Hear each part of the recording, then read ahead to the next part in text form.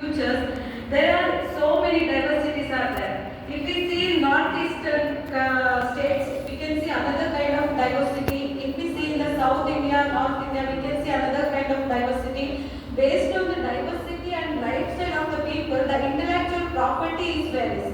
In my studies, I try to analyze the intellectual property rights are the performing business assets, but they are failed to monetizing their intellectual property rights towards the earning or towards the sustainable life.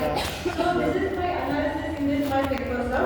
So in this paper, I want to give introduction about the hardcore problems to analyze and educate the village people about their intellectual property rights. Village is the backbone of the country. The talented people comes from villages. The villages has a different diversity, traditional knowledge, art and culture, rituals that are symbolic representations of their life. But even today we consider them as a symbolic representation of their life. But not in monetizing their intellectual property to gain the economically to make gain out of it.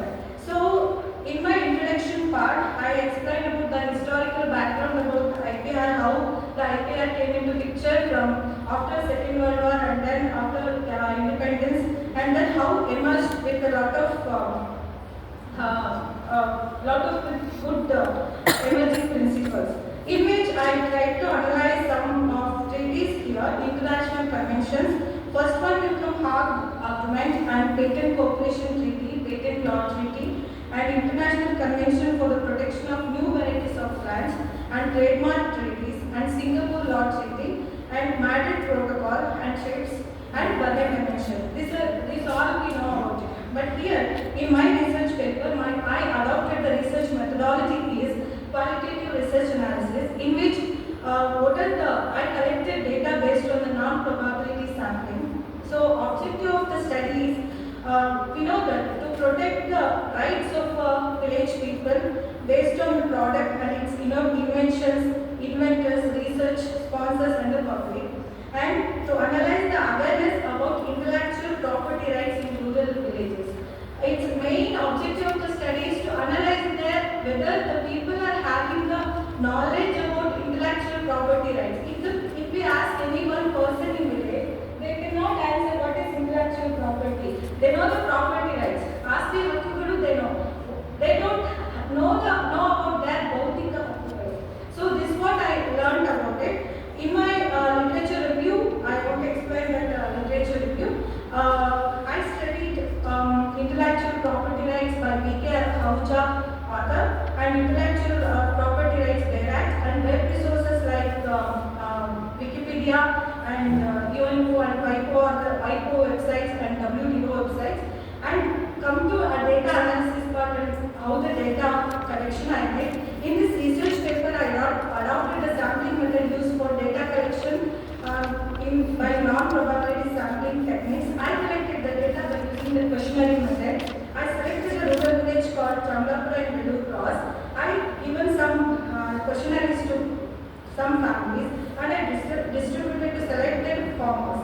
In this data, what I got the data is the people are in the village. They know about 72% about copyright. The people in the village, they know about 72%. They have the knowledge about copyright only by the electronic media and papers, by celebrity issues and others. And patents only 5%. Only the who studied, educated youngsters, they only know about their percentage is 5%. And trademarks is only 6% because of advertisements they have knowledge. And geographical indications only 4%, that actually from FPOs, farmer producer organizations and different NGOs and communities, farmer communities. And plant varieties from breeders. We know that there are some nurseries in the villages. Based on the nursery, they have the knowledge about plant varieties. And industrial designs, it's nearly 2%, the people have 2% of knowledge. Even some semiconductor and integrated circuit layout design, they have only 1% knowledge. This is the pie chart I made here to analyze the graphical representation of awareness of the people in one village. Based on that village, I analyzed how the rural India, based on the demographic futures, South India, North India, and Eastern states, and even in the Meghalaya, like Himalayan region, how the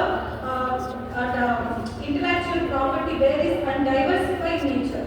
So in this, I analyzed difference between farmers' life and urban life. The urban people like who live in cities, they have more knowledge about intellectual property rights, not in village people.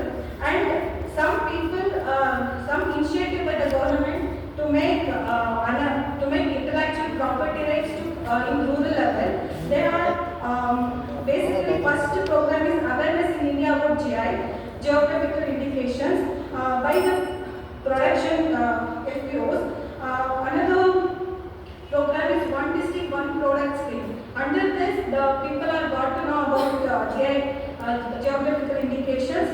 And another scheme is upgrading the skills and training in traditional art and crafts of development, Ustad. So this is one of the scheme is for protect and their intellectual property in rural level, mainly the artistic works like carpet weaving, embroidery works, handloom weaving, metal works, wood carving, stone carving, painting, sculpture, calligraphy, music, dance, all other traditional medicines that will be recognized under this scheme.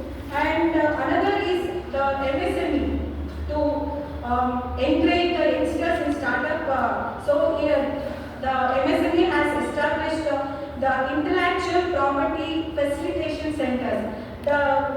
These centers lack of their efficiency to spread the knowledge on ICAR, that is very low level. So this is my findings in this research paper. And there are many programs but not reached in the rural level, that is the main difficulty here. So last final conclusion, in my paper, the most role of the NGOs and farmer producers will play an important role because to spread the awareness, they are the drivers of community. So hence, I would like to suggest in my conclusion, the development of rural villages not by the infrastructure facility should be by the campaign on the subject of intellectual rights and their existing knowledge by NGOs and local communities and local farmer producer organization and other communities can create more impact on the citizens of village in access to their intellectual rights. Thank you. Questions?